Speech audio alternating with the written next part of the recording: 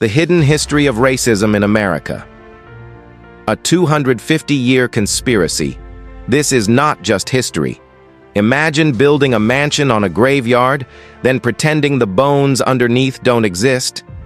That's America, a country that declares liberty and justice for all, while choking entire generations under its knee. Racism in America isn't a glitch.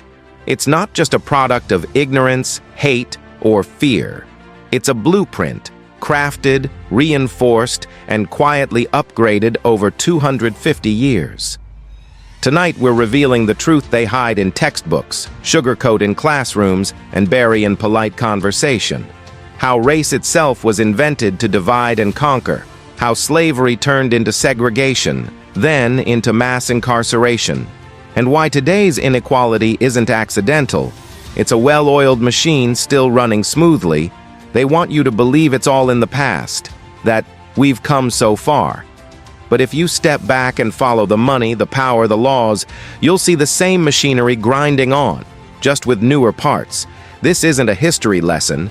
This is the anatomy of an ongoing crime. And it all begins with a lie, that race is real. The creation of division, the invention of whiteness. Before racism, there was classism. In the early 1600s, African slaves and poor European indentured servants worked side by side in the tobacco fields of Virginia. They lived together, married each other, and in 1676, they even rebelled together, burning down Jamestown in Bacon's Rebellion. The colonial elite saw something terrifying: unity across race. Their solution? Manufacture a new category: white.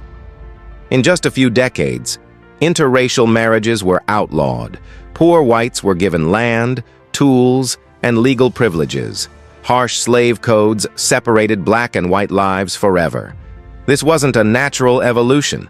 It was a deliberate divide-and-rule strategy. Turn potential allies into overseers. Slavery, the engine of capitalism.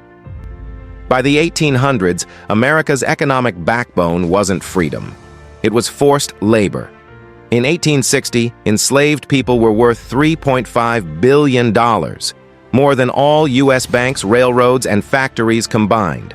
Cotton made up 60% of U.S. exports, picked entirely by slaves. Northern banks insured slaves, issued plantation mortgages, and profited massively. Slavery wasn't about racism alone. It was about wealth. And when the North finally moved to end it, it wasn't out of morality. It was about maintaining control of that wealth and power. Reconstruction, hope, then betrayal. After the Civil War, newly freed Black Americans built communities, started businesses, voted in elections, and even held office.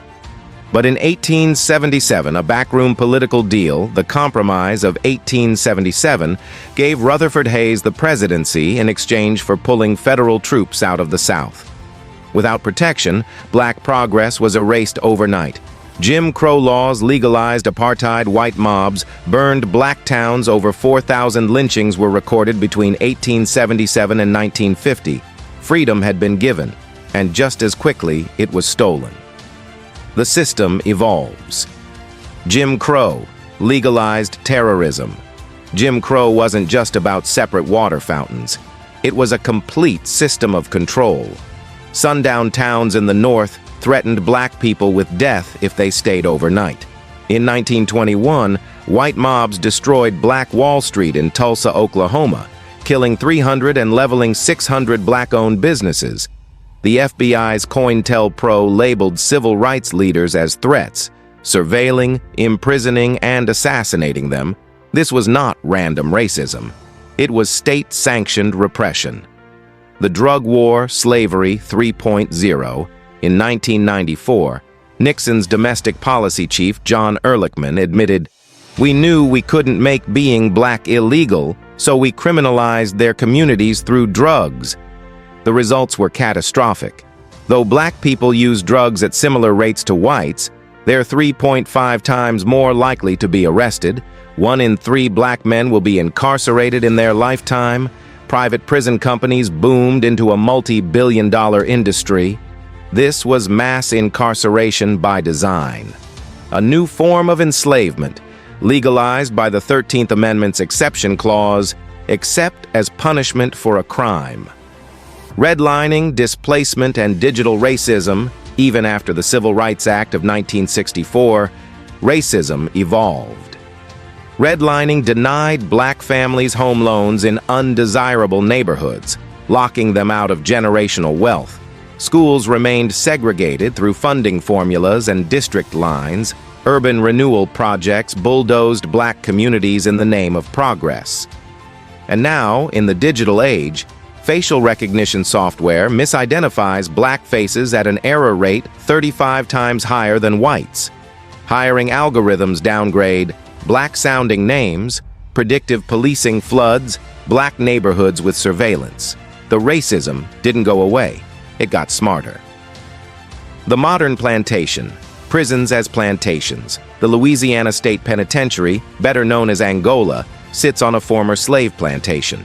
Today, it's a prison. Inmates, mostly black, pick crops for 20 cents per hour. Guards are still referred to as overseers. Prison labor fuels state governments and private industries alike. This isn't metaphor. It's continuity. Slavery never ended, it just changed uniforms. The wealth gap today. The average black family holds just $5.04 for every $100 in white family wealth. Black home ownership rates are lower now than in 1968. Black mothers are 3 times more likely to die in childbirth than white mothers. And yet, people ask, what's holding them back? The better question is, what's still holding them down? Who benefits from the lie? They want you to believe racism is a feeling, that it lives in bad people, in isolated acts in the past. But it's not. It's a system, built by design, maintained by denial. It divides the poor. It distracts the working class. It feeds the rich. Every time we refuse to confront it, we reset the trap for the next generation. So ask yourself, who benefits from this lie?